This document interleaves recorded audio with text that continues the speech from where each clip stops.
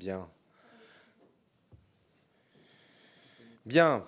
Bonsoir à toutes et à tous. Nous organisons ce soir la seconde table ronde préparatoire à l'examen par notre commission demain de la proposition de loi visant à lutter contre les arnaques et les dérives des influenceurs sur les réseaux sociaux, rapportée par Stéphane Vogetta et Arthur Delaporte, et résultante de travaux ayant associé des membres de la majorité et des membres de l'opposition. Après la table ronde de cet après-midi, qui a permis l'intervention du collectif d'aide aux victimes d'influenceurs et des acteurs spécialisés dans le signalement des escroqueries en ligne, nous entendons ce soir des représentants de l'Union des métiers de l'influence et des créateurs de contenu, l'UMIC, ainsi que 2 influenceurs. Comme lors de la réunion précédente, certains intervenants à la table ronde n'ont pas souhaité faire connaître leur véritable identité, et donc je pense que vous comprendrez ce choix. Je vous présente donc Madame Karine Fernandez, présidente de l'Union des métiers de l'influence et des créateurs de contenu, et présidente et fondatrice de l'agence Point d'Orgue. Bienvenue. Monsieur Gallo Diallo, vice-président de l'UMIC et président et fondateur de l'agence Smile Conseil. Bienvenue. Merci. Sally, créatrice de contenu. Bienvenue à vous. Merci beaucoup. Et Major Mouvement, créateur de contenu également. Comme lors de notre première table ronde, je vais d'abord laisser la parole au rapporteur pour une petite intervention brève. Et puis ensuite, je laisserai à chacun d'entre vous le soin d'avoir 5 minutes de prise de parole. Vous avez le chronomètre qui est juste là-haut, donc n'hésitez pas à vous y référer. J'ai pour habitude d'accélérer les choses, donc quand on arrive au bout des 5 minutes, je vous l'indiquerai. Et ensuite, chacun d'entre vous pourra poser une question, ainsi que Madame Marceau, ici présente, qui pourra intervenir également, bien évidemment. Voilà, messieurs les rapporteurs, je vous cède la parole. Monsieur Delaporte, c'est à vous. Merci, Monsieur le Président. Merci d'avoir également accepté et même proposé d'organiser cette audition qui fait suite à la précédente avant la pause, qui concernait, elle, les victimes des dérives de l'influence commerciale, ainsi que des lanceurs d'alerte, des vigies citoyennes présentes sur les réseaux sociaux, qui nous ont permis d'avoir un certain nombre de témoignages assez édifiant, il faut le dire, sur la réalité des pratiques peu scrupuleuses de certains influenceurs. L'audition que nous avons ce soir, et donc qui fait suite, est un peu le pendant. C'est-à-dire que l'influence aujourd'hui est un milieu qui n'était pas jusqu'à peu régulé, et aujourd'hui, des associations comme l'UMIC se sont créées afin de permettre d'organiser d'une certaine manière le secteur et d'avoir des représentants avec qui les autorités, le gouvernement, mais aussi nous en tant que législateurs, pouvons dialoguer. Mais nous avons aussi souhaité, et c'était important pour nous, échanger ce soir avec celles et ceux qui pratiquent l'influence au sens large, pour aussi pouvoir évoquer ce qu'est la réalité de leur métier, de ce qu'ils font, de leur rapport notamment au placement de produits, de la manière dont ils se régulent ou s'autorégulent, et éventuellement de leur souhait aussi de meilleure régulation, parce que ce qu'il faut savoir, c'est que l'opprobre qui entache, peut-être de manière parfois injuste, en tout cas c'est comme ça que certains le ressentent sans doute, le monde de l'influence dans son ensemble est lié à une minorité, certes agissante, mais néanmoins réelle, qui fait que nous avons cet impératif de réguler l'ensemble du secteur pour retisser un lien de confiance entre les consommateurs, le public, les citoyens et celles et ceux qui produisent des contenus sur les réseaux sociaux et qui, pour certains, en vivent très bien. Et donc, je suis heureux que certains d'entre vous, certains des influenceurs, aient accepté de venir témoigner ce soir avec mon collègue Stéphane Vogetta dans ce que nous avons pris l'habitude d'appeler cette bulle de paix. Merci, monsieur le rapporteur. Monsieur le rapporteur, c'est à vous. Merci, monsieur le président, chers co-rapporteurs. Bonsoir et bienvenue à tous. Alors, chers collègues, au singulier, mais bientôt au pluriel, j'en suis sûr, une fois que la pause s'arrêtera. Merci d'être avec nous malgré l'heure tardive, mais ça vous aide aussi un peu à comprendre les rythmes auxquels nous vivons, nous aussi, parlementaires, qui parfois sont assez trépidants. Et en l'occurrence, vous le savez, parce qu'on s'est déjà croisés plusieurs fois, à chaque fois en soirée d'ailleurs, ou régulièrement en soirée, au cours de ce processus. À partir de 20h. Après 20h, c'est la soirée. On s'est croisés aussi aux tables rondes de Bercy en ce qui concerne les représentants de l'UMIC à plusieurs reprises. Vous savez que c'est un processus qui a été assez long, avec une première PPL déposée par mon collègue Delaporte, je pense, au mois de décembre. Déposé en décembre et examiné en février. Examiné en février. Moi-même qui ai commencé mes travaux aux côtés du ministère de l'économie et des finances, il me semble, fin octobre. et donc un processus qui arrive maintenant à sa conclusion avec ces dernières auditions et l'examen demain matin en commission du texte, avant que ce texte ne puisse passer en séance, donc examiné puis idéalement voté dans l'hémicycle la semaine prochaine. Donc c'est encore l'occasion pour nous d'écouter les acteurs de cette activité, de ce secteur de l'influence commerciale, de vous expliquer, si besoin, certaines des mesures que nous avons en tête à travers ce texte, mais aussi de continuer à comprendre et d'aider aussi l'audience à comprendre ce qu'est un influenceur, ce qu'est l'influence responsable, de vous aider aussi, là encore, comme nous souhaitons le faire nous-mêmes, en défendant, en souhaitant réguler et encadrer ce secteur. Nous souhaitons non seulement défendre les consommateurs, mais aussi défendre l'immense majorité des influenceurs qui sont des influenceurs responsables, qui créent, qui génèrent de l'activité économique, qui ont leur place au sein de l'écosystème de la création de contenu, mais aussi de la promotion et de la publicité en France en particulier. Et d'ailleurs, au cours de nos auditions, nous avons pu constater à quel point les acteurs des secteurs économiques que nous avons auditionnés considèrent comme fondamental et crucial dans leur stratégie de marketing le fait de pouvoir accéder aux acteurs de l'influence commerciale et aux promotions dont vous pouvez faire bénéficier leurs produits ou leurs services. Donc bien sûr, nous sommes conscients qu'il y a toute une activité de création de contenu qui ne rentre pas dans le cadre de notre loi, qui s'appliquera strictement à réguler cette influence commerciale, cette influence qui se fait avec des visées promotionnelles, avec une contrepartie économique versée par un annonceur ou à travers une agence. Et donc, notre objectif, c'est de vous écouter une nouvelle fois, de vous permettre de vous exprimer en vous adressant à l'audience qui va bien au-delà du public, des députés qui sont dans cette salle, mais qui représentent aussi l'intégralité des personnes qui pourront vous suivre en direct ou en replay sur la page web de l'Assemblée nationale. Et donc, simplement à nouveau vous souhaiter la bienvenue et hâte d'avoir ces débats qui nous attendent. Merci beaucoup. Je vous propose, alors Madame Fernandez, Monsieur Diallo, 5 minutes ensemble, donc je vous laisse répartir votre temps. Ok. Allez-y. Allez. Merci. D'abord, merci de nous recevoir. On est très heureux d'avoir l'occasion d'échanger avec vous aujourd'hui, de vous partager nos positions et aussi nos métiers. Moi, je suis effectivement présidente de l'UMIC aujourd'hui, mais aussi fondatrice de l'agence Point d'Orgue, vous l'avez dit en introduction, qui est une agence qui existe depuis 8 ans, qui représente aujourd'hui 30 créateurs de contenu et qui génère environ 10 millions d'euros de chiffre d'affaires et emploie 20 personnes. Aujourd'hui, on parle au nom de l'UMIC parce qu'au mois de décembre, on s'est dit qu'il était temps de structurer le secteur. On a vu effectivement ce qui se passait dans les médias, on a vu que ce qui se passait du côté, on va dire, des influenceurs télé-réalité, ça n'allait pas et que ça faisait beaucoup parler. Donc on a réagi à deux choses. La première, c'est qu'effectivement, il était temps. Et la deuxième, c'est qu'on ne se reconnaissait absolument pas dans ce qu'on voyait.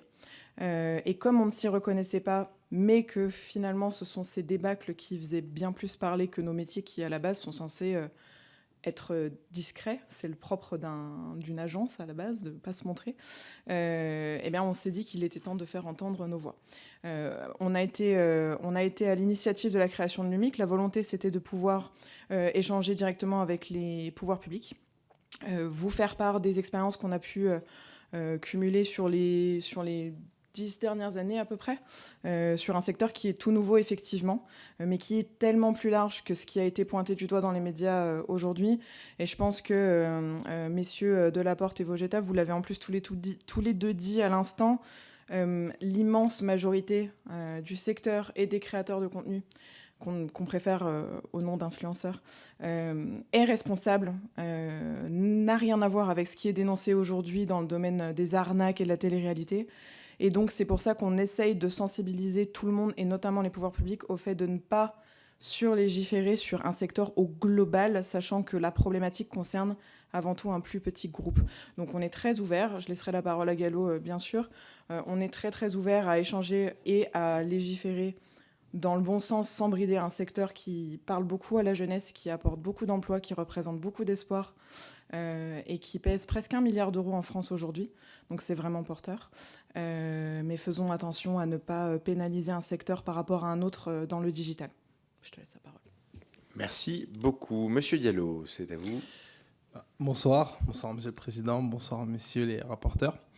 Donc dans la continuité de ce que dit Karine, sur lequel je suis 100% aligné, moi je m'appelle Gallo Diallo, je suis un entrepreneur, j'ai fondé la structure Smile Conseil, donc structure qui vise à accompagner des créateurs de contenu dans leur développement artistique, tout en construisant des modèles économiques pour qu'ils puissent en vivre.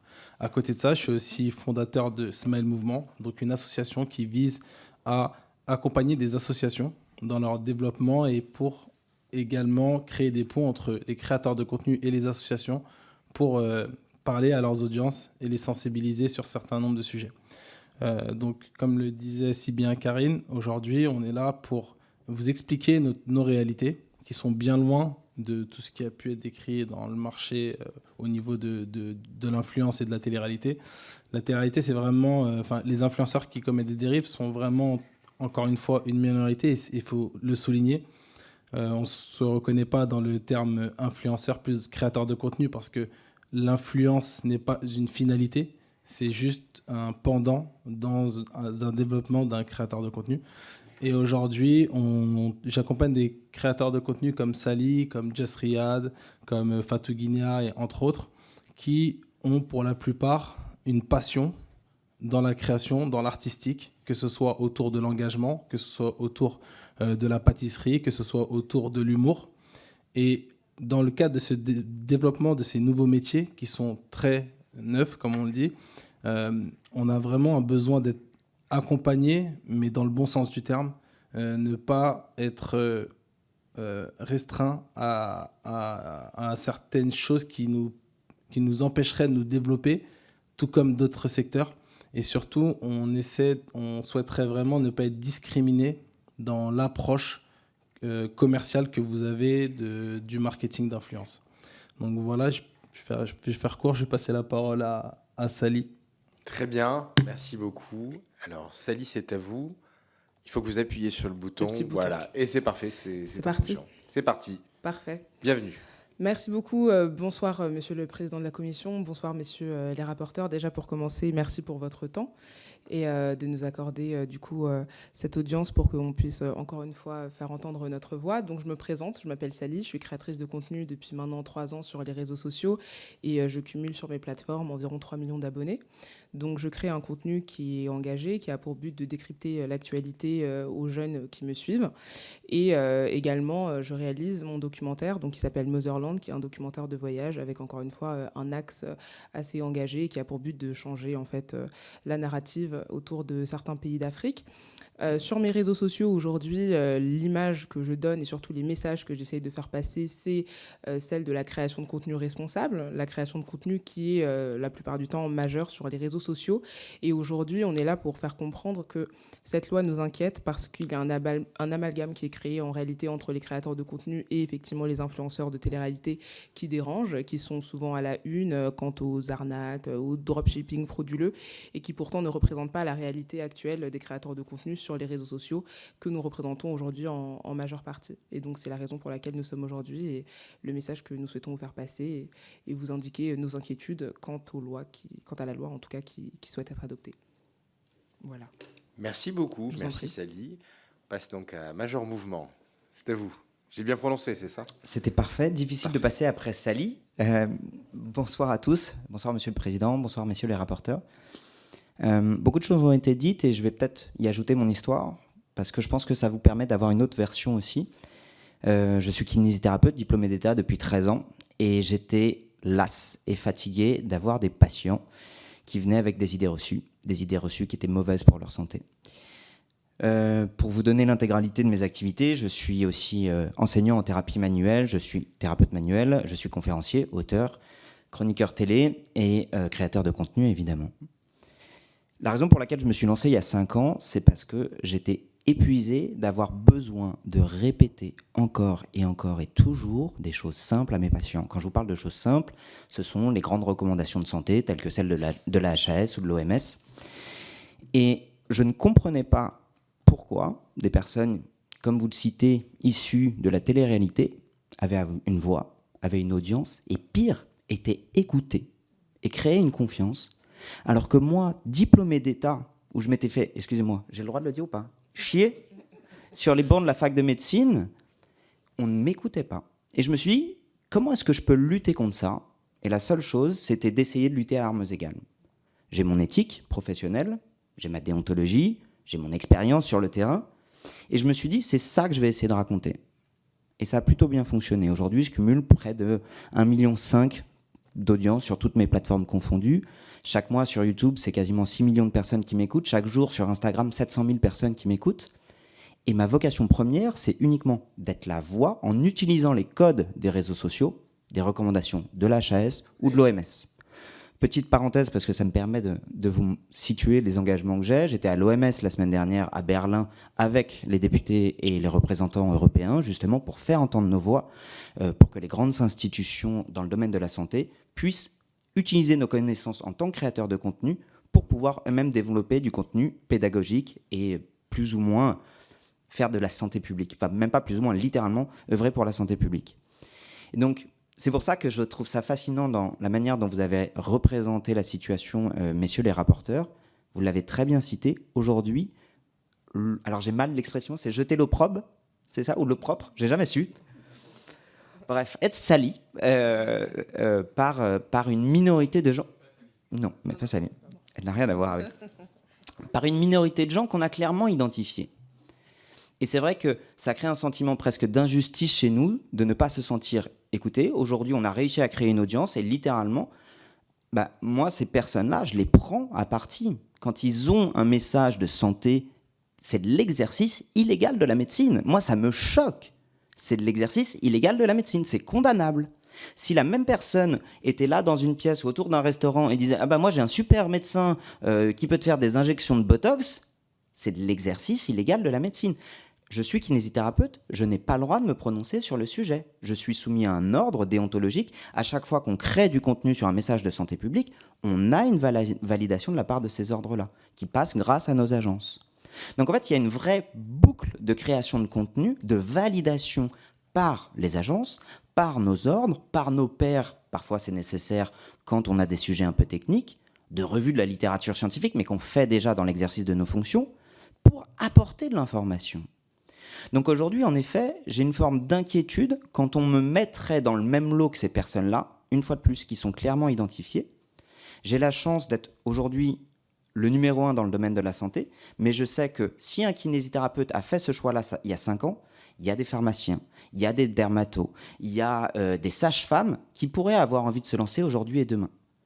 Vous n'êtes pas sans savoir que l'équilibre économique en santé est particulièrement compliqué. L'information en santé est particulièrement compliquée. Donc un professionnel de santé qui veut se lancer sur les réseaux sociaux, sa contrainte numéro 1, c'est de lâcher des patients ou au détriment de sa vie privée pour créer du contenu. Donc il y a toute une boucle comme ça qui est fascinante. Je pourrais en parler pendant 4 heures, mais je vais finir sur les 5 minutes. Qui fait que oui, il y a une forme peut-être d'injustice et je vous remercie de nous donner ce temps-là pour l'exprimer. Parce que oui, c'est une chance qu'on ait cette parole-là. Je crois que j'ai quand même un mot pour les victimes. J'ai de la peine, littéralement, parce que moi, c'est des gens que j'ai eus au cabinet.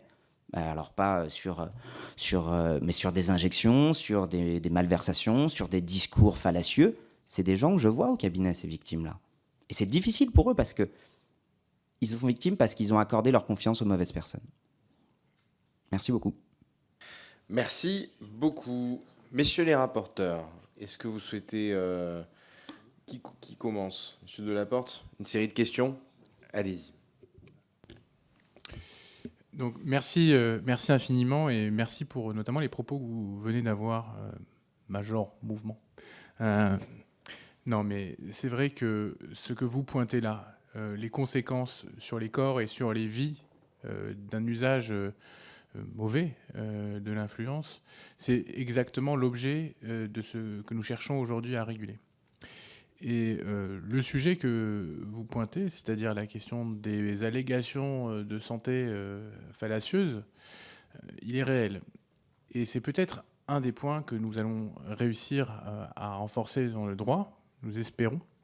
Mais nous sommes aussi preneurs parce qu'il va falloir aussi convaincre l'ensemble de l'Assemblée nationale d'avancer dans ce sujet pour des raisons de santé publique qui peuvent générer et justifier en fait finalement des restrictions supplémentaires, d'exemples précis de personnes ou de types de contenus que vous avez pu voir. Et vous évoquiez des personnes dans votre cabinet, mais peut-être aussi des témoignages. Nous, ce soir, voilà, on a aussi besoin de ces témoignages, de ces conséquences et de ce que vous faites, vous, pour essayer de compenser cela. Donc ça, c'est une des questions que j'ai. Et ensuite, plus pour comprendre votre modèle de fonctionnement et de financement. Parce que l'un de nos enjeux, c'est de réguler l'influence dite commerciale, et donc des placements de produits et de la transparence sur ces placements de produits. Et donc l'un comme l'autre, faites-vous des placements de produits, avez-vous sur quel montant, combien peut vous rapporter un poste par exemple, avec quel type de partenariat, c'est un peu quel type de publicité différente aussi faites-vous pour qu'on puisse un peu et que nos collègues puissent être informés aussi de la variété des publicités que vous pouvez faire, et puis éventuellement sur ce point-là aussi au niveau de l'UMIC et des agences, si vous pouvez aussi nous donner des ordres indicatifs du montant des paiements, de la rémunération des influenceurs et des variétés de contrats que vous pouvez signer avec eux. Je sais pas si... Qui souhaite répondre? Jean Mouvement, allez-y. Oui, on sera deux. Je vais faire la première partie de la question et Karine, je pense que tu peux faire la seconde. Je vais vous donner un exemple très concret. J'ai le droit de citer une marque du coup? Ok. Perco fabrique des t-shirts posturaux. Ils ont lancé une grande campagne de marketing d'influence pour expliquer que la mauvaise posture déclenche des maux de dos et qu'avec leur super t-shirt postural à 150 €, ce qui est quand même une somme qui n'est pas dérisoire, ils peuvent contrer ce problème-là. Preuve dans la littérature scientifique de leur dispositif, absolument aucun. Ils ont le toupet de mettre sur leur site internet une bibliographie, donc une référence scientifique pour leurs propos, qui est littéralement fallacieuse, c'est faux. Les études qu'ils citent n'ont rien à voir avec leur dispositif. Ils ont fait une campagne de marketing d'influence en proposant à des gens de communiquer sur leurs produits. Ils m'ont contacté, et quand moi j'ai vu à qui ils ont envoyé ça, j'ai fait une vidéo pour dénoncer ça. Exactement sur ce que je viens de vous expliquer, sur le lien entre... Juste pour que vous sachiez à quel point moi ça me passionne, la lombalgie, le mal de dos, 8 personnes sur 10, ça coûte 1 milliard d'euros par an aux contribuables. Juste traiter ça. Donc c'est un vrai sujet quand même.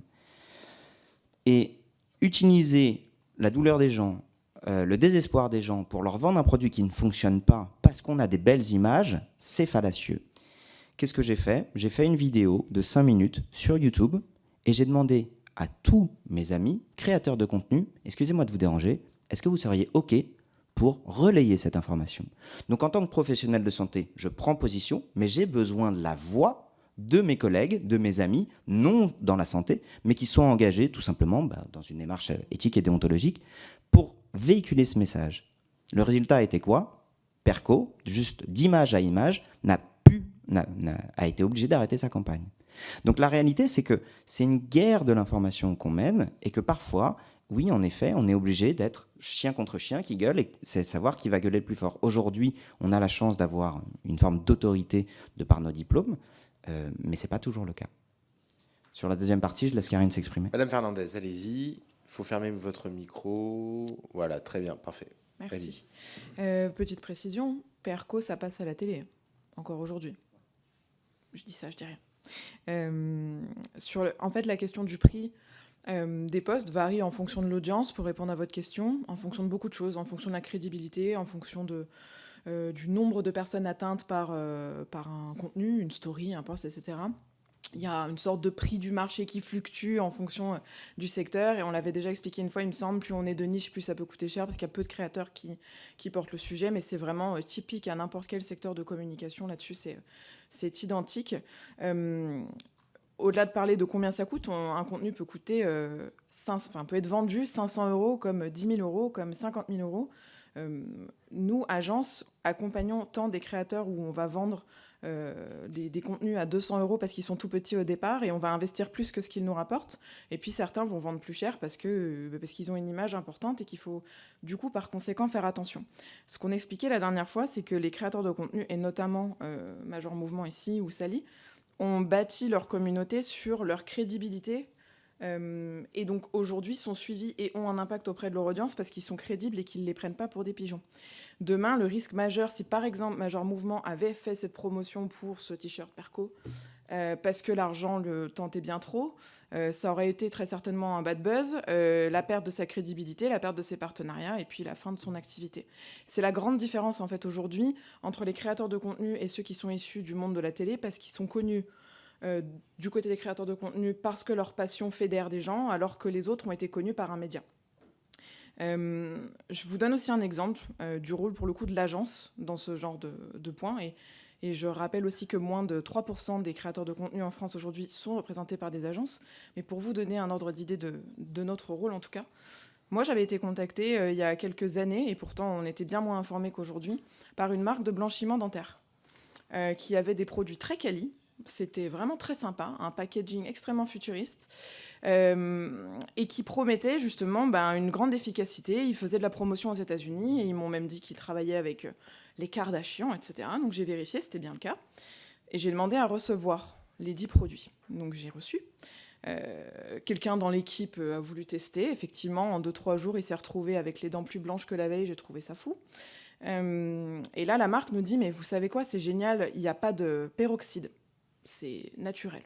Je me suis dit, écoutez, si c'est naturel et que ça blanchit les dents comme ça, vous tenez un super truc, mais j'aimerais bien le papier qui le prouve. On nous proposait plusieurs centaines de milliers d'euros pour le mettre en avant, je vous dis la vérité. Ça me semblait vraiment trop beau pour être vrai, et un blanchiment sans peroxyde, j'y crois pas trop. Donc on a investi de l'argent, on a payé un laboratoire pour tester le produit, secrètement, on ne l'a pas dit tout de suite à la marque. Et le test est revenu avec un taux 80 fois supérieur au taux légal autorisé qu'il y avait à l'intérieur du petit stylet qu'on met sur les dents, alors qu'il promettait n'en avoir aucun et être 100% naturel.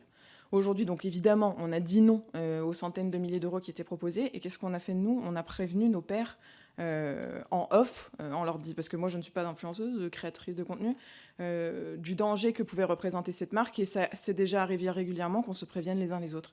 Et aujourd'hui avec l'UMIC on a envie de généraliser ça, de pouvoir se prévenir quand on le peut, puisque les acteurs frauduleux qui nous contactent, ça peut arriver littéralement tous les jours je crois, mais on n'est pas tous experts de nos secteurs. J'ai peut-être eu de la chance avec ce produit-là, mais tout le monde n'a pas la science infuse, et moi non plus. Donc essayons de nous prévenir et de mettre nos forces en commun. Je sais que tu voulais parler, Gallo. Monsieur Gallo, vous souhaitiez compléter, non ? On continue sur la série de questions ? Sally, c'est bon ? On continue ? Très bien. Monsieur Vogetta, monsieur le rapporteur, pour une autre série de questions. Oui, merci. Non, pour rebondir sur la question d'Arthur Delaporte, j'aimerais bien qu'on en avait parlé, notamment Sally la semaine dernière, mais que vous puissiez compléter tous les deux pour une audience plus large, décrire votre modèle économique, effectivement, d'où viennent vos revenus, quels coûts vous supportez, votre activité supporte, comment vous êtes structuré, est-ce que c'est une SL, entreprise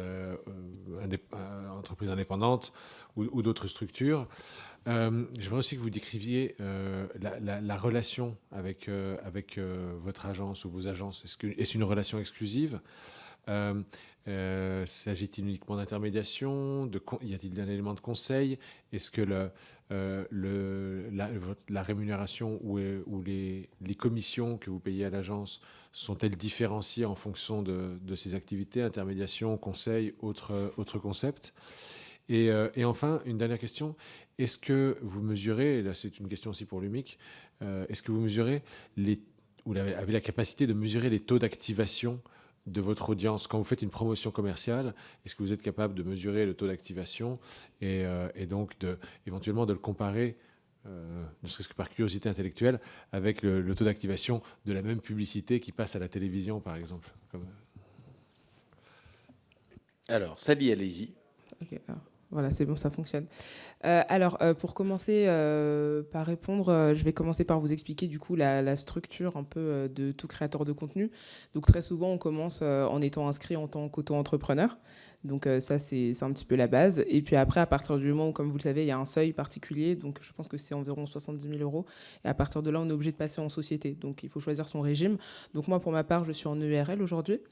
Donc je suis en EURL, je travaille avec des prestataires de manière régulière, notamment mon assistante ou encore mon monteur, mon cadreur pour la création de contenu justement que je réalise étant donné que c'est mon métier. Et donc aujourd'hui, la manière dont je suis rémunérée, c'est une grande partie par les plateformes qui m'hébergent. Donc par exemple sur YouTube, il suffit que je poste une vidéo YouTube et vous devriez le savoir, quand vous regardez une vidéo YouTube, il y a des pubs. Et donc à partir de là, je suis rémunérée par YouTube, donc par les AdSense, donc Google Ads. Et ça, c'est une bonne partie de ma rémunération, étant donné que c'est calculé en fonction des vues. Et donc, plus on fait des vues, et plus on est rémunéré. C'est la raison pour laquelle, aujourd'hui, je travaille principalement sur YouTube. Ensuite, sur Instagram ou encore sur TikTok, la manière de gagner en fait, de l'argent avec les réseaux sociaux, ça va être de travailler avec des marques. Donc, ça va être notamment des collaborations. Et c'est là où tout créateur de contenu doit avoir, comme le disait tout à l'heure Karine, l'honnêteté et la transparence de travailler avec des marques qui correspondent en fait à l'éthique qu'ils ont toujours eue sur leurs propres réseaux sociaux. C'est-à-dire que pour ma part, je fais toujours des recherches d'antériorité sur les marques avec lesquelles je dois travailler, donc pour vérifier si ils ont une crédibilité, la même éthique que la mienne, les mêmes messages que les miens, et surtout bien évidemment des produits qualitatifs que la plupart du temps j'utilise déjà dans ma vraie vie, et donc que j'insère de manière très organique dans mon contenu et dans ma création de contenu tout simplement. Et je pense que c'est à peu près tout. Après, moi, de mon côté, je suis aussi entrepreneuse, donc j'ai créé des entreprises moi-même. J'ai mon centre aussi de conférences. Enfin, j'ai énormément de branches en fait, qui me permettent aujourd'hui de vivre non pas uniquement de ma création de contenu, mais de mon travail, tout simplement. Qui souhaite compléter? Allez-y, Major Mouvement. Oui, oups, pardon. Moi, sur la forme de la société, je suis sur une SARL, ce qui me permet aussi de compléter sur le rôle de mon agent. J'ai une véritable difficulté administrative et donc j'ai un agent et un comptable qui m'accompagnent beaucoup sur ça pour pouvoir me conseiller. Je suis formation de soignant et tout, c'est un univers où j'ai besoin d'être accompagné. La deuxième chose, c'était sur les différentes formes de rémunération. Moi, j'ai différentes formes. La principale, ce sont les conférences que je vais donner en entreprise, où ce sont des activités de consulting et de conseil, justement pour savoir quelles sont les problématiques d'une entreprise et créer de la vidéo et du contenu spécifique à chaque entreprise en fonction de leurs demandes et de leurs besoins, et notamment pour leurs problèmes, pour leurs collaborateurs. Pardon. Et ensuite, sur YouTube et sur Instagram, je fais relativement peu de placement de produits. Quand j'en fais, c'est uniquement avec des partenaires autour de la santé, notamment comme Doctolib, que vous pouvez connaître, ou LPG, qui sont des partenaires connexes autour de la santé, où on fait principalement de l'information autour de la santé. Là, récemment, j'ai pu faire avec aussi Wopilo, une marque qui crée des oreillers fabriqués en France sur l'importance du sommeil, d'un sommeil de qualité. Aujourd'hui, il y a plus de 7 à 8 personnes qui interviennent dans la création de mes vidéos. Des monteurs, des cadreurs, des vidéastes, des preneurs de son. Quelle était la dernière question ? Oui, la dernière chose aussi, ce qui me permet de donner la voix à d'autres professionnels de santé ou à d'autres experts et de les dédommager, notamment pour le temps qui vont pouvoir venir lors d'interviews ou d'échanges d'expertise. J'ai répondu dans le désordre, mais je crois que j'ai donné toutes les informations. Ça répond à votre question, M. Ogeta? Très bien. J'ai Madame Spielbout qui souhaitait vous poser également des questions. Madame Spielbout, allez-y.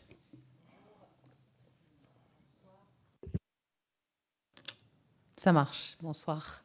Mesdames, messieurs, messieurs les rapporteurs, monsieur le président, excusez-moi de mon retard, j'avais une réunion juste avant, mais je m'intéresse beaucoup à ce sujet du rôle des influenceurs et des créateurs de contenu de leurs agences.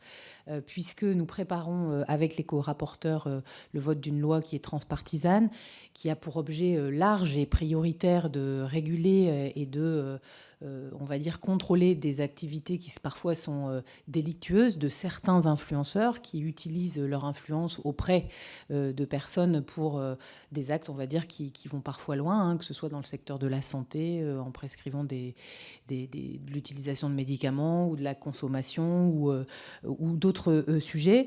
Mais on sait qu'il y a beaucoup d'influenceurs, comme ceux que vous représentez, qui créent des contenus de qualité, qui respectent les lois, qui respectent l'ensemble des règles de la loi française et qui veulent aussi apporter dans leur communauté des choses positives, que ce soit dans le domaine de la santé, de la consommation, de l'environnement, de l'information, et on en connaît beaucoup. Donc ma question, c'est sur le label Influence responsable. Il existe un label dans le domaine de la consommation, il en existe un dans le sujet des jeux, il existe plusieurs organismes certifiants. Est-ce que vous connaissez ces labels? Est-ce qu'ils vous intéressent? La démarche payante de se faire labelliser vous apporte-t-elle quelque chose?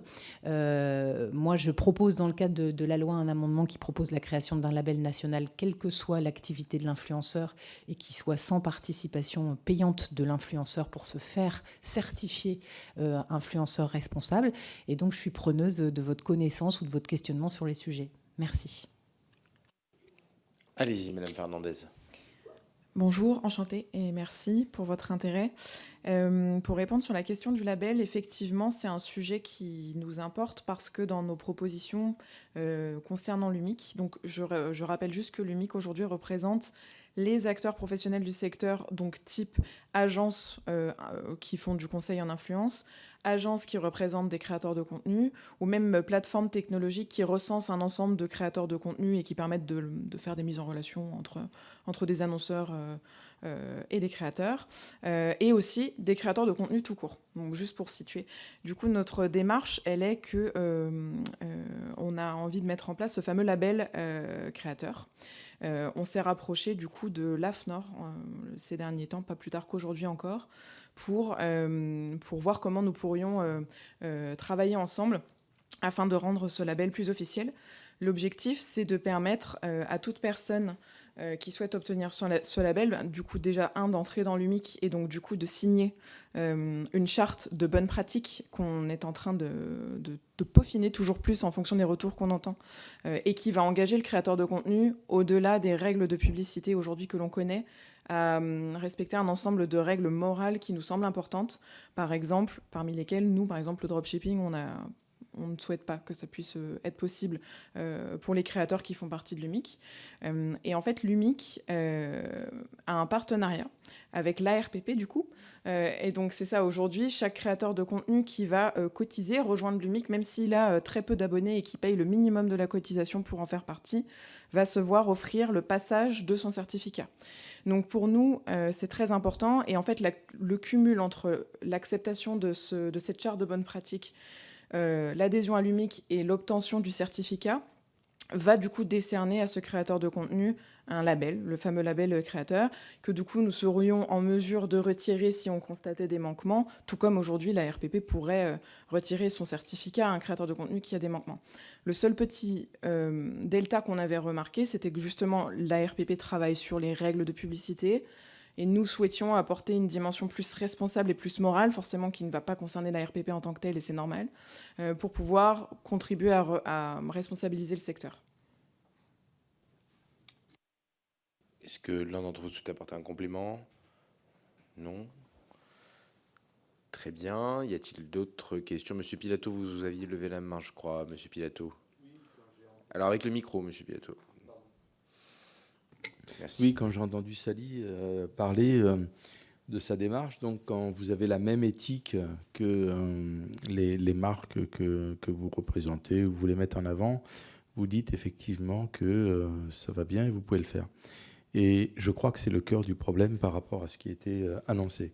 C'est-à-dire que quand l'éthique n'est pas en accord avec des valeurs, je dirais, saines, on a les dérives. Donc, comment on pourrait effectivement être sûr, qu'on labellise ou pas, que l'éthique du label correspond à la norme que l'on souhaite? En gros, comment on va faire pour définir les règles ou l'éthique qui convient. C'est ça qui va être intéressant. C'est-à-dire, on est tous différents, on a tous une éthique différente.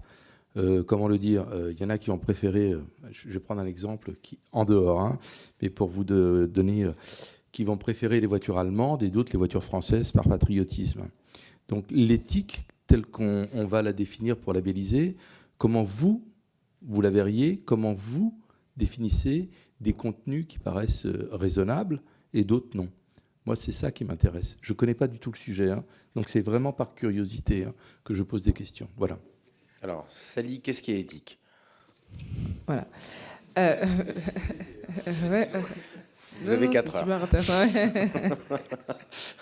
Ça me replonge dans mes années master 2, effectivement. Non, je pense qu'aujourd'hui, le principal problème, et vous en parliez tout à l'heure quand vous parliez de la situation des victimes, c'est d'un point de vue du droit de la consommation et de la protection du consommateur. Donc je pense qu'aujourd'hui, ce qui est éthique dans l'influence que vous appelez l'influence commerciale, je pense, ce sont donc des produits qui sont honnêtes, des marques qui sont honnêtes et qui ont pour but de ne pas entourlouper les consommateurs. Et donc à partir de là, je pense que déjà dans la loi française aujourd'hui, il existe déjà des articles qui régulent les pratiques commerciales, donc pratiques commerciales trompeuses, pratiques commerciales frauduleuses, escroqueries, tromperies, etc. Et donc je pense qu'aujourd'hui, c'est ça l'éthique. L'éthique, c'est que les créateurs de contenu proposent des produits qui ne sont ni frauduleux, ni trompeurs à leur communauté, qui sont effectivement des consommateurs, comme tout autre consommateur en droit français. Pour ma part. Est-ce que j'ai répondu à votre question ou pas totalement? Alors, avant d'avoir la réponse, peut-être, Major Mouvement, vous avez la même analyse, un complément sur votre vision de l'éthique, avant qu'on demande à M. Pilato si ça répond à la question. Alors, je pense que je ne vais pas rajouter beaucoup plus de choses que Sally a déjà évoquées. Moi, j'ai eu 19 en éthique en première année de médecine, donc c'est un peu mon dada. En vrai... pour moi, c'est plus difficile de répondre parce qu'en fait, en réalité, le sens éthique, il fait partie de notre ADN en tant que soignant. Donc, quelque part, j'ai beaucoup plus de mal à envisager les dérives possibles parce que la ligne, pour nous, elle est tellement stricte de qu'est-ce qui est éthique en face d'un patient, je sais faire. Et quand je crée du contenu et qu'une marque me demande, quel que soit le montant, de franchir cette ligne, mon agent et moi, en fait, c'est juste pas possible, en fait. Ce serait trahir mon ADN. Donc, mon sens éthique en tant que créateur de contenu, il est exactement le même que si j'avais un patient devant moi demain. Donc, c'est ce qu'on évoquait au départ. Quand je vois que cette ligne éthique, c'est même pas qu'elle est franchie, c'est qu'elle n'a même pas été envisagée dans la tête de certains, pour le coup, influenceurs, ça me fait sortir de mes gonds. Alors, est-ce que ça répond à la question, M. Pilato? Je vais élargir la question. Non, mais parce que c'est intéressant, vous allez voir. Je reprends votre exemple de blanchissement des dents. Aujourd'hui, on va dire que pour être intégré dans une société de l'image, avoir des dents blanches, c'est plutôt bien. Donc, pour être intégré et avoir une place dans la société, il semblerait éthique de pouvoir promouvoir des produits qui, selon l'esthétique, blanchissent les dents, je ne sais pas, vous colorent les cheveux, ce que vous voulez. Le problème, c'est quand c'est des anciens produits, comme vous dites, ils ont fait leurs preuves, on n'a pas de souci avec ça. Quand c'est des nouveaux produits, comment on fait la part des choses? Donc, vous avez investigué, bravo, mais comment, si vous voulez, on peut dire, on va vers quelque chose qui semble éthique à un moment dans la société, puisque c'est la mode, puisque c'est porteur, puisque ça permet aux gens de se sentir bien, et l'éthique évolue au cours du temps, hein, clairement, on pourra en parler. Comment, si je n'ai pas ce recul, cette antériorité du produit, comment je fais la part des choses? Moi, c'est ça qui m'intéresse. Donc, vous avez investigué, bravo, sur vos propres frais, mais tout le monde ne le fait pas. Et nous, ici, comment on va réfléchir à la loi pour qu'elle évite les dérives? C'est ça notre problème. Allez-y, Madame Fernandez. Je pense que... Allez-y, c'est parfait. Non, vous étiez. Allez-y, Ok. voilà, c'est bon. Pour répondre juste à ce point précis, et je sais que Gallo voulait parler, les marques nouvelles, pour être très honnête avec vous, c'est une énorme minorité pour nous aujourd'hui. en fait, les agences qui sont installées et qui aujourd'hui représentent le secteur, avant, c'était très compliqué parce que le secteur était pas assez reconnu. Le marketing d'influence, au tout début, il fallait même qu'on l'explique pas à pas qu'est-ce que c'est, une story, un post, pourquoi, comment, quel est l'intérêt, pourquoi c'est intéressant financièrement vis-à-vis d'autres médias. Maintenant, c'est fait. Et aujourd'hui, finalement, la majorité, et je pense que je parle pour tout le monde, en tout cas à cette table, de nos clients sont de grands annonceurs. On travaille avec Sephora, on travaille avec L'Oréal, on travaille avec le groupe Renault, on travaille avec Decathlon. En fait, dès lors qu'on voit une marque qu'on ne connaît pas, maintenant, pour être honnête avec vous, on a tellement vu que très souvent, ça finit à la poubelle avant même qu'on ait ouvert le mail. En gros, l'éthique, je pense qu'elle est déjà là. C'est dès lors qu'on ne connaît pas la marque. Bon, on peut toujours laisser une chance, mais en fait, on a toujours ce trajet d'aller sur le site, d'aller lire s'il y a des mentions légales. Dès qu'on voit qu'il n'y a pas de mention légale, c'est poubelle tout de suite. En fait, on n'a pas le temps de chercher à creuser si la marque est sérieuse ou pas. On a déjà tellement aujourd'hui de collaborations qui sont saines avec des acteurs sains du secteur, qui souvent sont des marques françaises, même internationales, mais reconnues. Comme ça peut même être le cas avec Apple ou autres, c'est important de se dire que c'est une infime minorité aujourd'hui de demandes que l'on a, et quand bien même on en a, je crois que pour la majorité, on ne les traite même plus aujourd'hui. Un complément, monsieur Diallo, allez-y. Okay. Sur la question de l'éthique, c'est vrai que l'éthique, c'est très subjectif finalement. Je pense que le cadre de la légalité doit être la base de référence. Et l'éthique, aujourd'hui, je pense que nous, par exemple, Smile Conseil, on s'est positionné très rapidement contre les paris sportifs, mais on n'est pas pour interdire les paris sportifs. Par contre, on a fait des campagnes avec l'ANJ pour justement sensibiliser lors de la Coupe du Monde. On essaie de faire de la création de contenu à nos créateurs de contenu pour rendre ça has-been, entre guillemets. Mais je pense que l'éthique, c'est un positionnement. Je pense qu'une personne qui est très engagée dans l'écologie a un positionnement, peut porter un regard sur ce que l'on fait en termes de partenariat. Et son éthique ne va pas placer le curseur au même endroit que nous, par exemple. Et on trouvera toujours plus engagé que soi. Donc c'est vrai que l'éthique, c'est très subjectif. Et ça peut même être un hors-sujet, parce que ça dépasse même le cadre de l'influence. Il y a quelques années, il y a 10 ans, on pouvait faire de la promotion d'un zoo. Aujourd'hui, c'est presque inconcevable, et c'est tant mieux comme ça. Je pense que l'éthique, elle évolue aussi avec les mœurs de la société, et ça dépasse l'influence. Et pour en recentrer, entre guillemets, la question sur l'influence, le cadre légal est bien suffisant pour savoir si une agence est responsable ou pas. Bien, on peut nous alerter sur le fait qu'il ne faut pas tout interdire, et aussi savoir être raisonnable dans les interdictions que l'on peut proposer. Monsieur Ardouin, vous aviez peut-être une question ?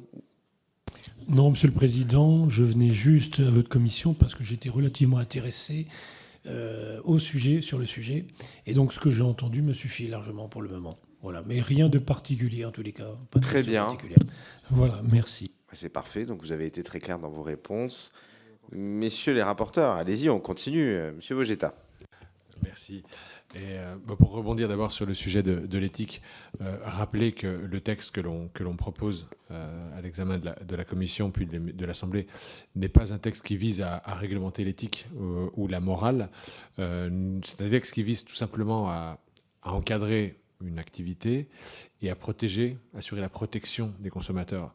Donc effectivement, dans une partie du texte, il y a des interdictions qui sont rappelées, des interdictions existantes qui sont rappelées, et il y en a d'autres qui sont soumises à discussion, qui seront soumises à discussion dans les jours qui viennent, avec pour seule visée non pas d'imposer un certain critère éthique ou moral, c'est vraiment pas notre propos ni notre objectif, mais bien de nous assurer d'atteindre certains objectifs de protection de la santé publique et du consommateur ou des investisseurs. Vous voulez rebondir là-dessus ou... Mais du coup, moi, je voulais revenir un peu. En fait, je me suis rendu compte que vous n'aviez pas complètement répondu à une de mes questions antérieures, Sally et Major Mouvante, sur les relations que vous avez avec vos agences. D'ailleurs, comment est-ce que vous les appelez ? Est-ce que vous avez des agences ? Est-ce que vous avez des intermédiaires ? Pardon. Par son prénom, principalement. Alors, il faut que ça soit rouge pour que vous puissiez parler, sinon on ne vous entendra pas à la vidéo. Alors, attendez, rappuyez. C'est bon, rappuyez. Voilà. Principalement par son prénom, moi je l'appelle. Mon agent. Sally, si tu voulais réagir peut-être ? C'est quelque chose qu'on n'a pas évoqué en effet. Moi, mon agent aujourd'hui m'accompagne sur la stratégie à moyen et à long terme, sur le conseil à la fois de mon image, mais aussi des dérives et des dangers de ce métier-là. Je suis soignant, déjà j'ai dû apprendre à me mettre devant une caméra, à apprendre à monter, à gérer la lumière et le son. Le marketing d'influence, c'est un univers que je ne connaissais pas. Donc en effet, je suis arrivé dans cet univers et j'ai eu la chance de tomber sur Gulven Kornek, qui m'a accompagné, qui m'a appris beaucoup de choses, qui m'a accompagné sur des déplacements importants et qui m'a appris, en fait, littéralement, à la fois la gestion de mon image et la sensation que j'ai, c'est qu'aujourd'hui, lui, il gère un échiquier, et même, j'irai plus loin, il gère plusieurs échiquiers, dans différentes temporalités. Et je prends cet exemple parce que pour moi, ça a été un des points forts de ma communication sur les réseaux sociaux depuis 5 ans, mon déplacement à Berlin à l'OMS. C'est parce que lui a mis en place un travail avec YouTube et Google depuis 1 an et demi, un travail d'échange, un travail cordial, où tout le monde va dans le même sens pour défendre les mêmes valeurs. C'est son travail à lui. Moi, je suis créateur, j'ai les données scientifiques qui me permettent, une fois de plus, de répondre à l'éthique et la déontologie. Mais finalement, tout ça, c'est pas mon métier, je sais pas faire en fait. Et j'ai besoin de quelqu'un qui soit expert là-dedans, qui ait les mêmes valeurs que moi. Et c'est pour ça, tout à l'heure, j'ai rigolé quand vous me dites comment vous l'appelez par son prénom, parce qu'en fait, aujourd'hui, derrière chaque créateur, il y a un agent qui a probablement les mêmes valeurs et les mêmes engagements que lui. Et si... Pas derrière chaque. Je te laisse corriger ça, Karine. Alors attendez, qu'on vous entende, appuyez sur le bouton. Madame Fernandez. Je voulais juste préciser, mais je comprends l'expression, c'est qu'aujourd'hui, environ 3% des créateurs de contenu ont la chance, je vais dire chance parce que la majorité, ça se passe bien, d'être représentés par une agence. Mais je te rends la parole. Et j'ai parfaitement conscience qu'aujourd'hui, si ma voix peut être entendue à une telle ampleur dans un but de santé publique, c'est parce qu'il y a un type qui est derrière, qui n'a aucun lien avec la santé publique dès le départ, qui s'est trouvé une passion pour représenter d'autres professionnels de santé et faire entendre nos messages. Donc en fait, sans lui, littéralement, notre voix n'aurait pas eu la même portée. Sally, vous souhaitiez réagir, allez-y. Ok. Écoutez, pour reprendre un peu les termes de mon collègue, c'est vrai que la plupart du temps, Gallo, qui est juste à côté de moi, je ne l'appelle pas mon agent, c'est vrai que je l'appelle aussi par son prénom. Je trouve que agent, c'est tellement réducteur pour expliquer tout ce qu'il peut faire au quotidien pour moi et mon contenu, et effectivement mon avancée sur les réseaux sociaux. Je trouve que c'est à la fois un assistant, un représentant, un ami, énormément de choses qui, pour moi, ne peuvent pas simplement être décrites comme mon agent. Aujourd'hui, avec Gallo, on travaille effectivement sur mes stratégies, on travaille sur mon image, on travaille sur des plans d'expansion sur d'autres réseaux sociaux. Il m'explique comment faire, par exemple, pour rediriger, pour rebrander par exemple mon contenu, pour rebrander mon image, pour avoir accès à des je suis ici aujourd'hui parce que Gallo est concrètement mon agent et mon représentant. Donc c'est ouvrir des portes que je n'aurais pas pu ouvrir seule. C'est avoir accès à des événements, à un carnet d'adresses. En fait, c'est tellement énorme que le terme agent, comme quelqu'un qui serait simplement derrière à lire mes contrats et me dire quoi signer, ce serait extrêmement réducteur. Donc la relation que j'ai aujourd'hui avec mon agent, c'est quelqu'un que je vois tous les jours. C'est quelqu'un avec qui je parle tous les jours. C'est quelqu'un à qui je vais demander son avis sur à peu près tout ce que je fais, parce que encore aujourd'hui, je ne suis pas une experte dans tous les domaines que j'aborde. C'est-à-dire que oui, aujourd'hui, je suis une experte dans mon contenu. Je connais parfaitement ma communauté. Je sais comment parler à ma communauté, comment aborder mes sujets. Mais je ne suis pas une experte en marketing. Et aujourd'hui, par exemple, c'est Gallo qui va m'aider à peaufiner mon marketing. C'est Gallo qui m'aide à peaufiner ma stratégie. Et c'est Gallo qui me permet d'être aujourd'hui là, en face de vous, et d'être la créatrice de contenu que je suis. C'est très flatteur, mais c'est la vérité. Monsieur Diallo, allez-y. Okay. Merci déjà, Sally. Incroyable. Non, mais je pense qu'il y a autant de... Non, mais je pense qu'aujourd'hui, le métier, je ne sais pas quel terme utiliser, parce qu'on fait du développement, concrètement. Je pense que le développement que Karine apporte au talent de son agence est totalement différent du mien. Et moi, dans le développement que j'apporte au talent, c'est totalement différent de l'un d'une personne à l'autre.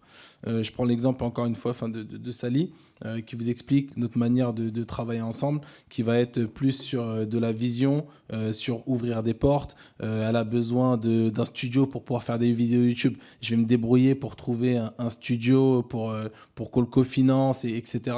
C'est comme un associé, je dirais, plus qu'une relation de juste mandataire. C'est comme on est associé dans ce qu'on fait. On cofinance des projets ensemble, donc on investit tous les deux. Je pense qu'un agent n'a pas vocation à investir dans un talent. Et cette relation, c'est avec Sally, mais avec, par exemple, Just Riyad, c'est totalement différent aussi. Il a besoin d'accompagnement dans un autre volet, dans tout autre registre. Et là aussi, pareil, je dois m'adapter. Je dois, entre guillemets, combler les trous. Je dois l'accompagner dans les complexités et les carences qu'il peut avoir dans son développement. Donc, c'est vraiment... en 2017, je ne faisais pas le même métier qu'en 2018, qui n'était pas le même métier qu'en 2019. Ça a évolué vraiment chaque année. Aujourd'hui, je me retrouve à investir dans une entreprise d'attaché de presse pour avoir des articles de presse dans de la presse écrite pour les créateurs de contenu que je représente, ou pour pouvoir trouver de la programmation en télé. Donc ça, c'est des investissements que je n'avais pas en 2018 ni en 2019. Et je pense que l'année prochaine, je vais encore avoir d'autres investissements que je n'avais pas encore anticipé, parce que c'est un métier qui évolue extrêmement vite. Allez-y, Madame Fernandez. Merci. Pour compléter tout ce qui a été dit, je voulais justement attirer votre attention sur deux choses. La première, c'est qu'on est tous ici alignés pour protéger le consommateur. Je pense pouvoir dire qu'on y œuvre déjà depuis longtemps, et tant mieux si ça s'officialise.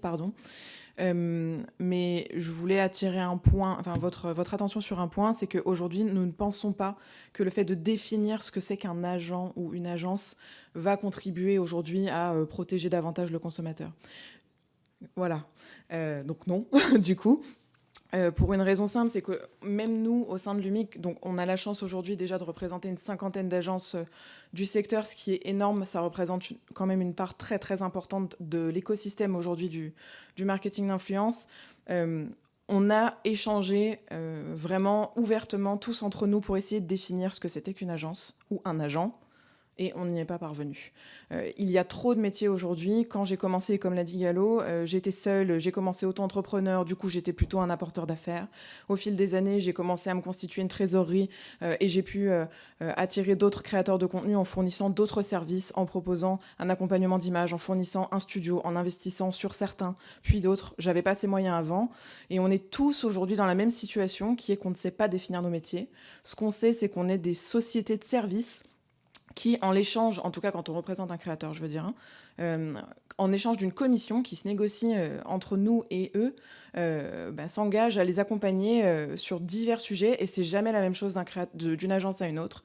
Donc le point hyper important, selon nous, c'est de ne pas figer ça dans la loi, pour une raison simple, c'est que si ça se trouve déjà dans 2 ans, on ne sera plus du tout là où on est aujourd'hui, et pourtant c'est formidable, et grâce à l'existence des agences, comme l'ont dit Sally et Major Mouvement, on a l'opportunité de leur permettre d'être plus sains, d'apprendre à faire mieux, de créer un bon statut auto-entrepreneur quand ils commencent, puis de passer en société, puis de respecter les règles et de les accompagner.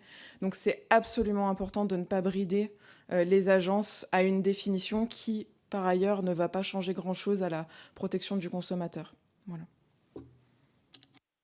Bien, merci. Moi, j'avais une question aussi pour vous, parce que je suis sur Insta, et donc du coup, je lis aussi vos publications. Vous avez dit, Sally, il y a une semaine, la prison ferme pour les influenceurs, point d'interrogation.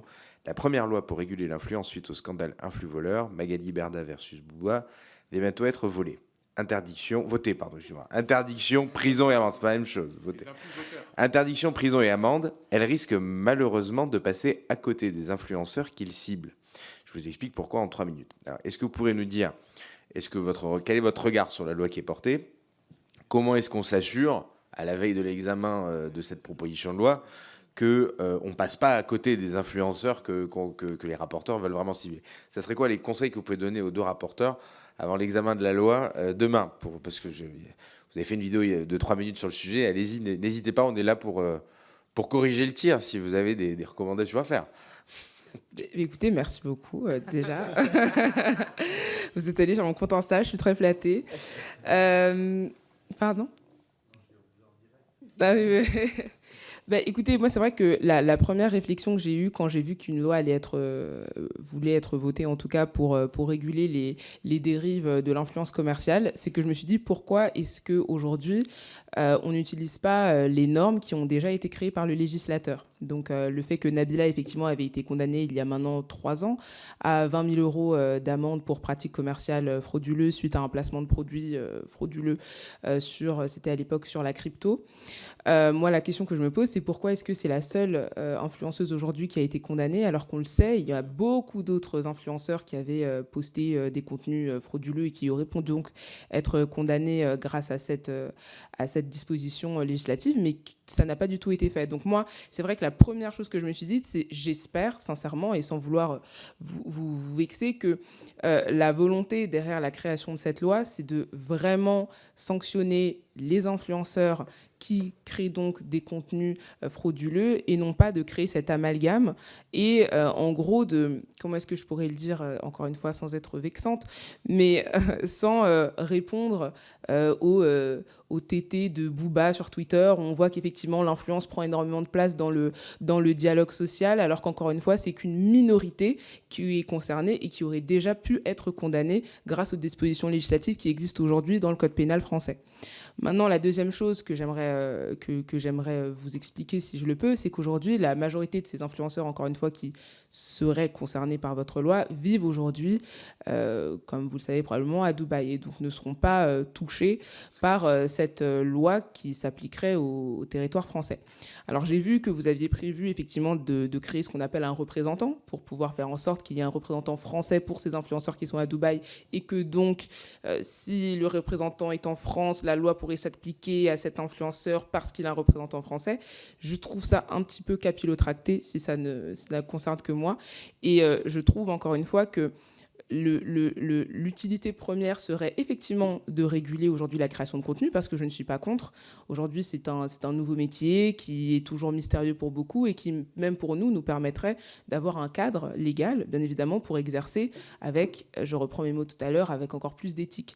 Mais là, les sanctions qui sont prévues, les interdictions qui sont prévues et qui vont en réalité brider notre contenu, je pense par exemple à tout ce qui est du domaine de la santé, par exemple.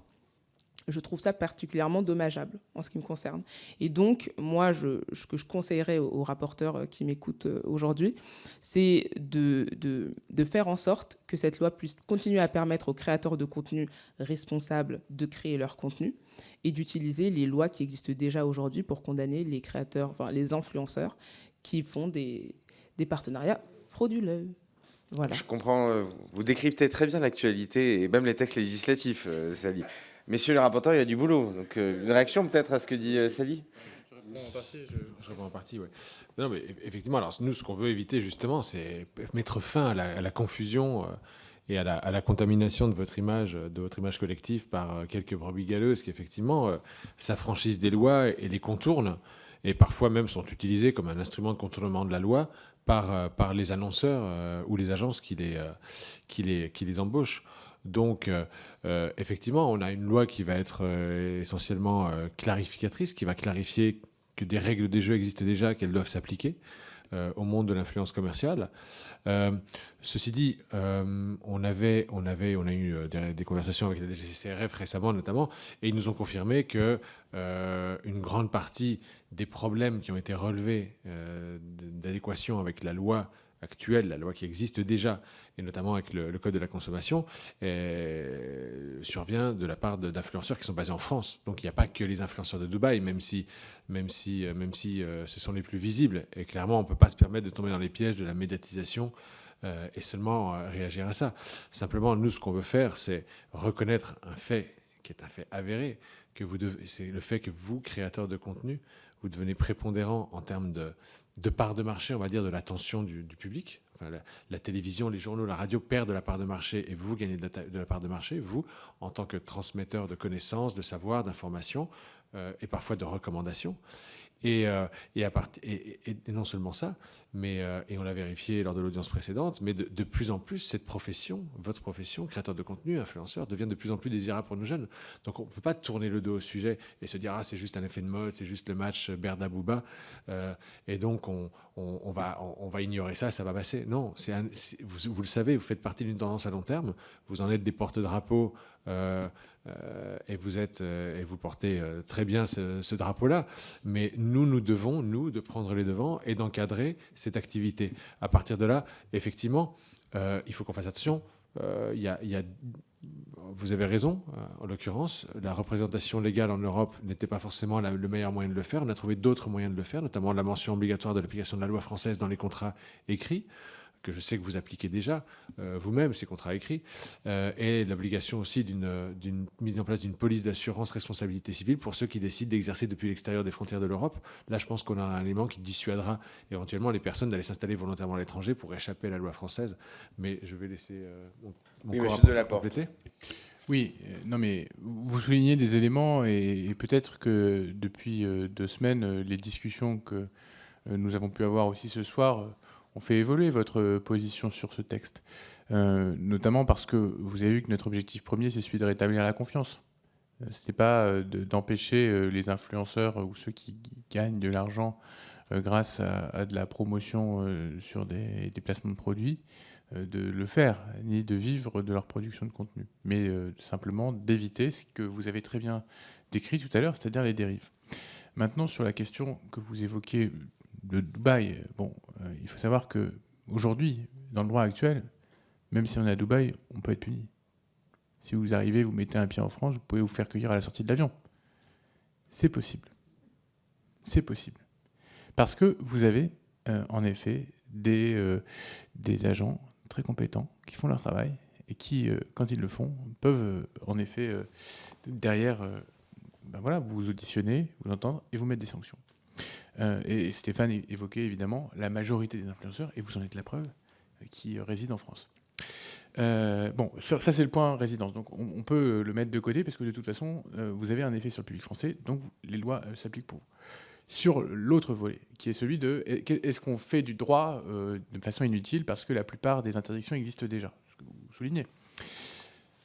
Alors la réponse est oui, la plupart des interdictions existent déjà. Mais quand on discute avec les représentants du monde de l'influence, ils nous disent, oui, mais attendez, moi, j'ai cette règle-là, ici, cette autre-là, et puis en fait, je ne sais pas exactement à laquelle ça s'applique à moi.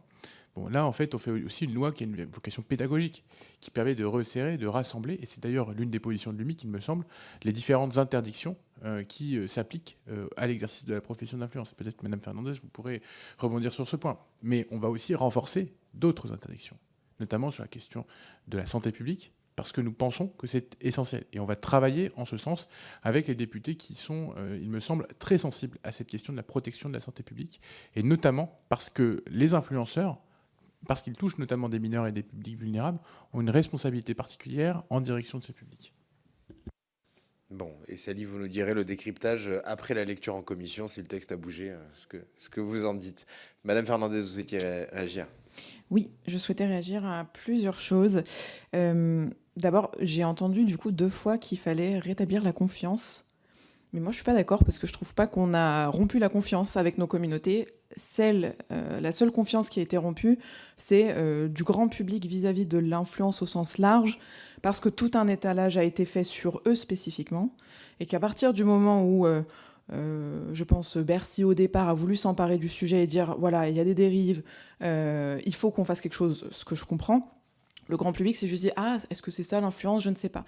Mais en tout cas, la confiance qu'il y a entre l'audience de Enjoy Phoenix, de Sally ou de Major Mouvement, elle n'a jamais été rompue et elle n'est pas concernée là-dessus. Ça, c'était le premier point.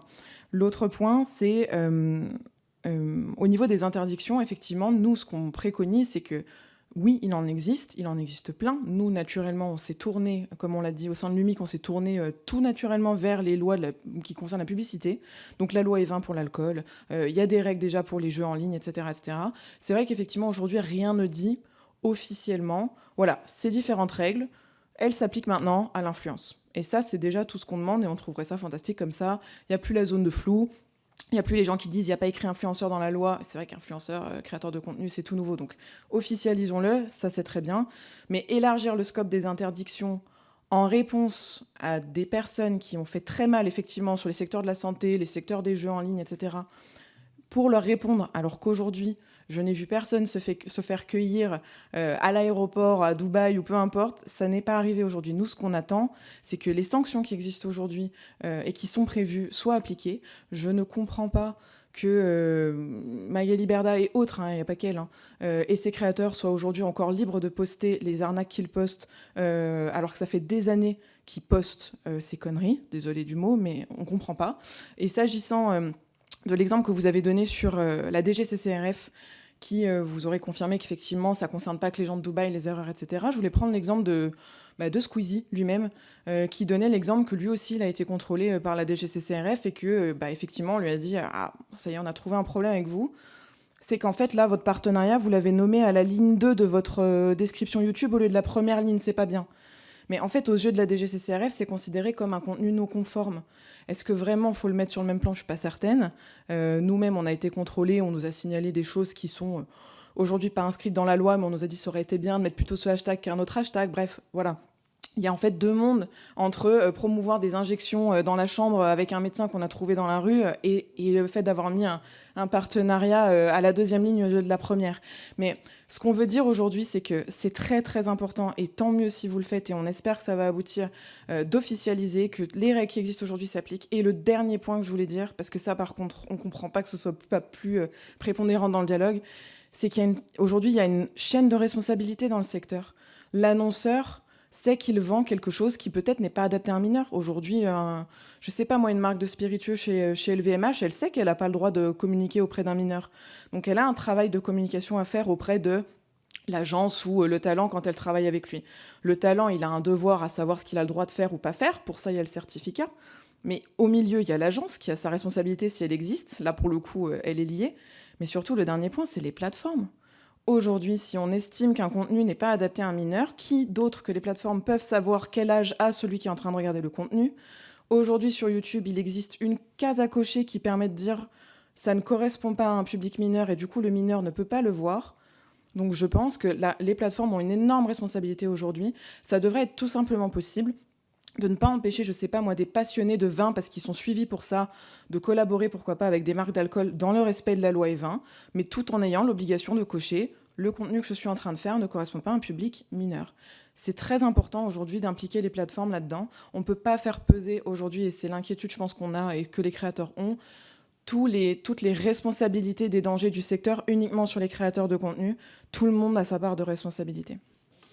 Ce que je retiens de ce que vous dites, si je comprends bien, et pour le formuler peut-être différemment pour dire la même chose, c'est que vous dites ne révolutionnez pas les règles qui régissent la question de l'alcool, des jeux vidéo, des jeux d'argent, enfin de tous les thèmes sur lesquels il y a déjà des réglementations, mais faites en sorte que ce qui s'applique pour d'autres canaux de communication, que ce soit des prospectus, de l'audiovisuel, etc., s'applique de la même manière aux créateurs de contenu. Et donc clarifions le fait que les règles qui s'appliquent à d'autres canaux s'appliquent également aux nôtres, mais sans révolutionner le cœur de ces règles qui doivent s'appliquer et doivent s'appliquer à tous. C'est un peu ça. Voilà. Et l'effet de bord dangereux là-dedans, c'est qu'aujourd'hui, si on pénalise le secteur de l'influence par rapport aux autres secteurs du digital... Oui, c'est ça, ni plus de règles, ni moins de règles. C'est-à-dire que je ne pourrais pas vous interdire à vous, influenceurs, des choses qui sont parfaitement autorisées par prospectus ou par audiovisuel. Mais même plus proche que ça encore, aujourd'hui, même sur une plateforme commune, BetClick, moi je ne bosse pas avec eux, mais c'est quand même très connu. Aujourd'hui, vous les retrouvez sur les maillots de Kylian Mbappé, vous voyez, c'est présent dans l'audiovisuel français, on le sait. Pour autant, ce n'est pas impossible de regarder ça. La télé ne disparaît pas du salon des mineurs. Demain, si on leur interdit aux créateurs de contenu d'en parler, parce qu'il y a des vrais passionnés aujourd'hui de foot et qui, du coup, sont effectivement approchés par ce genre de marque pour une raison simple, c'est que l'audience qui est passionnée de foot va être intéressée par ce type de sujet. Vous leur interdisez, qu'est-ce qui va se passer demain ? Au lieu que ce soit investi dans l'économie française et dans le respect des règles en vigueur, ce sera investi dans les GAFAM tout court, donc en dehors de la France, mais ce sera toujours disponible sur Instagram, sur TikTok, sur YouTube, dans les inserts, et ce ne sera pas plus interdit, c'est juste que vous allez vous retrouver peut-être à pénaliser spécifiquement les créateurs de contenu, qui en plus souvent sont d'ailleurs des humains et qui ont conscience de leurs droits et devoirs. Et j'insiste sur un chiffre, c'est que la RPP aujourd'hui nous indique que tous ceux qui ont passé le certificat, c'est comme un code de la route. En gros, c'est quelques heures de formation. On apprend aux créateurs de contenu ses droits et devoirs. Par exemple, l'alcool, on ne peut pas faire ci, on ne peut pas faire ça. Comment est-ce qu'on signale un partenariat? Il faut faire comme ci, il faut faire comme ça. Bref, c'est une petite formation. Les créateurs de contenu, une fois qu'ils l'obtiennent, ce certificat, le taux de manquement est de 1%. Et en fait, c'est énorme comme preuve. Ça veut dire qu'aujourd'hui, le seul problème dans ce secteur, c'est qu'il manque de la formation et de l'information. La grande problématique principale, c'est que moi, demain, je peux me retrouver... Alors, c'est mon métier, c'est peut-être... Allez, mon frère qui est passionné de moto peut se retrouver à accumuler des abonnés parce qu'il part de la moto et qu'il plaît aux gens qui font de la moto. Il ne connaît pas le secteur. Si demain, une marque de pneus le contacte et lui dit « Tiens, j'ai des super pneus, tu verras, ils sont homologués, tu peux en parler, promis, ça se passe comme ci, comme ça », quels outils a-t-il pour savoir ce qu'il a le droit de faire ou pas? Qu'on complexifie la loi ne changera rien. Il la connaîtra pas mieux. Mais la grande problématique, c'est que tout le monde peut être créateur de contenu. Du jour au lendemain, il n'y a pas de formation. C'est pas comme une formation pour être garagiste, etc. C'est juste que du jour au lendemain, on peut l'être. Donc les plateformes pourraient, par exemple, adresser un petit message, une pop-up ou autre, à un créateur qui commence à franchir le palier des 10 000 abonnés et dire « Au fait, connais-tu tes droits et devoirs? Rendez-vous sur le site de l'UMIC, sur la RPP, pour te former et faire les choses dans les règles. » Enfin voilà, c'est ça en fait qu'on essaie de démontrer. Compris. Monsieur Pilato, vous avez d'autres questions? Ou pas d'ailleurs, je ne sais pas si vous les avez tous. Non, je comprends. Si j'ai bien compris ce que vous dites, Madame Fernandez, c'est qu'il n'y a pas besoin de loi. Il y a juste à appliquer la loi existante aux influenceurs. Juste avec une formation et une information pour ceux qui se lancent. Et quand ils commencent à être connus, effectivement, qu'on les oriente vers les us et coutumes, je dirais, de la distribution, du commerce. Si j'ai bien compris, c'est ça? Il provoque peut-être un peu à travers... Non, je provoque pas. J'essaye de comprendre ce qui vous fait peur. En fait, pour moi, je vais vous faire une confidence. Une loi est bien faite quand on n'a pas à revenir dessus. Exemple, vous allez comprendre où je vous emmène. On protège la santé des gens qui vous regardent et les gens qui regardent la télé. D'accord? Est-ce qu'on va interdire les Haribo? Vous dites non, on sait que le sucre aujourd'hui est nocif. Donc, quelque part, ce que je veux vous dire, c'est qu'on a interdit l'alcool. Pourtant, les gens boivent de l'alcool. En petite quantité, effectivement, il n'est pas nocif. En grande quantité, on connaît les ravages. Les Haribo, peut-être, dans 10 ans, on les interdira. Donc, si une loi est bien faite... Vous n'avez pas interdit les Haribo. Non, mais c'est pour ça que j'aime bien... Cette proposition n'engage que M. Pilato. Exactement. Rassurez tous ceux qui nous écoutent. Et ce que je veux dire, c'est que quand on pousse les curseurs, ce qui est jugé bon pour la santé aujourd'hui ne sera peut-être plus jugé bon pour la santé dans 10 ans. Donc si la loi, c'est on protège la santé des individus, ce qui va être et ça rentre dans votre cadre, hein. C'est-à-dire qu'on protège la santé des individus, donc on applique les règles actuelles. Et à partir du moment où on va se rendre compte que le sucre est très nocif, et si un jour il est interdit, il n'y aura pas besoin de revenir à la loi, parce qu'on leur a dit qu'il faut protéger la santé des gens. C'est en ça que c'est intéressant de produire la loi. Hein, mais ça, c'est notre domaine. Voilà, c'est la seule intervention, en tout cas. Moi, Mais nous aussi. Ah, je vous ai volé la parole. Alors, pour répondre sur ce point précis, je clarifie, je ne dis pas du tout qu'il ne faut pas de loi. Je pense au contraire que c'est une excellente chose que la loi officialise que l'existence s'applique à ce secteur nouveau. Voilà. Et d'ailleurs, s'agissant des Haribo, si ça venait à être interdit, au moins ce serait interdit à tout le secteur et pas juste aux créateurs de contenu. Et c'est ça qu'on veut éviter. Ne donnez pas de mauvaises idées aux parlementaires. Parce que demain, vous allez avoir, sur le bureau une proposition de loi d'interdiction des dragibus, des réglisses et du sucre. Je vous assure, ça va être une vraie galère de gérer ça ensuite. Disons que s'il s'agissait d'interdire le chou-fleur, le chou de Bruxelles, peu importe, mais en gros, il faudrait que ça s'applique à tous les secteurs. C'est ça qu'on dit. Il ne faut pas pénaliser ce secteur par rapport à un autre. Et pour répondre à votre dernier point qui est très très précis et que j'apprécie aussi, sur le fait qu'une bonne loi est une loi sur laquelle on n'a pas vraiment besoin de revenir, eh bien c'est la raison pour laquelle on pense que le statut d'agent ou d'agence n'a pas à être dans cette loi, parce que dans un an, on devra forcément y revenir, puisqu'il aura changé radicalement. On pense à l'inverse que peut-être il faut renvoyer vers les responsabilités des différents secteurs dans le métier qui se regroupent aujourd'hui pour établir un cadre sous l'égide des pouvoirs publics et définir les bonnes pratiques entre nous. Mais définir une agence, quand on voit la diversité et qu'entre 50 membres, on a déjà au moins 45 définitions différentes, c'est très compliqué et c'est la preuve que ça ne peut pas, pour le coup, s'inscrire dans la loi, d'autant que ça ne contribuera pas plus à la protection du consommateur et que dès lors qu'il y a de toute façon un contrat, qu'il y a un accord ou qu'il y a une collaboration rémunérée, la chaîne des responsabilités est tracée. Alors, Major en mouvement et Sally. J'ai cru que vous vouliez prendre la parole. Je suis tout seul, là? Ils sont tous partis. Non, j'ai cru que vous vouliez prendre la parole. Ah, pas du tout, excusez-moi. Alors, Major en mouvement, allez-y.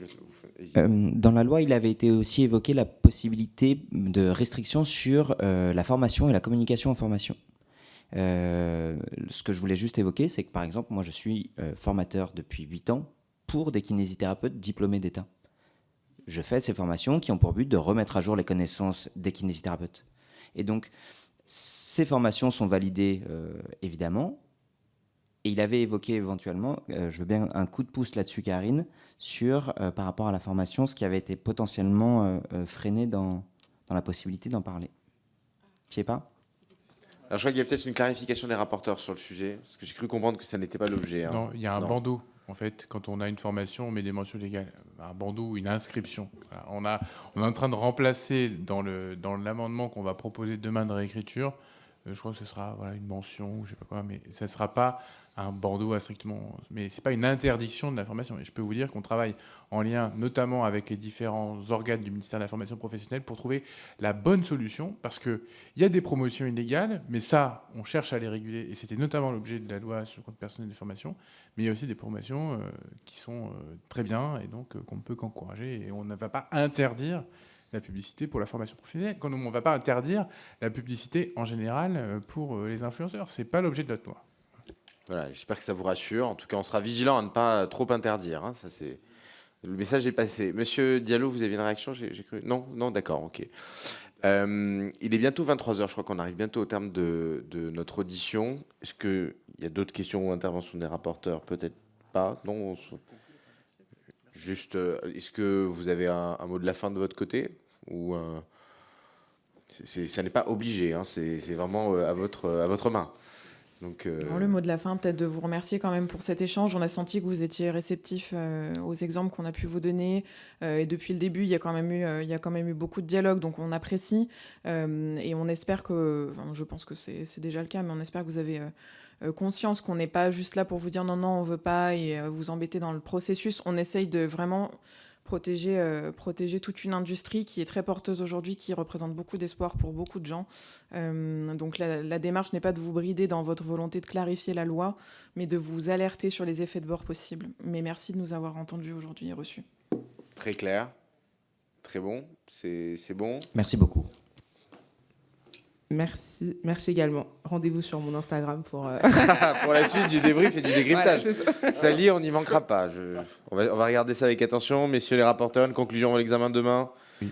Rendez-vous demain matin pour la suite, parce que c'est le début. Cette audition, c'était le début de la fin. Et demain, on actera vraiment tout ça. Et c'est un travail qui va se poursuivre dans les mois qui viennent. Et je remercie d'ailleurs à la fois la majorité d'avoir accepté de jouer le jeu de ce travail transpartisan, mais aussi, il faut le dire, et c'est rare que je dise ça, le gouvernement, d'être à l'écoute du travail du Parlement, parce qu'il y a, il faut légiférer vite. Et donc, nous allons le faire et nous essayons de tenir cet engagement. Bien, messieurs les rapporteurs, bon courage pour demain matin. On se retrouve effectivement demain matin, 9h30, pour le début de l'examen de cette belle proposition de loi. Bonne soirée, bonne nuit, merci.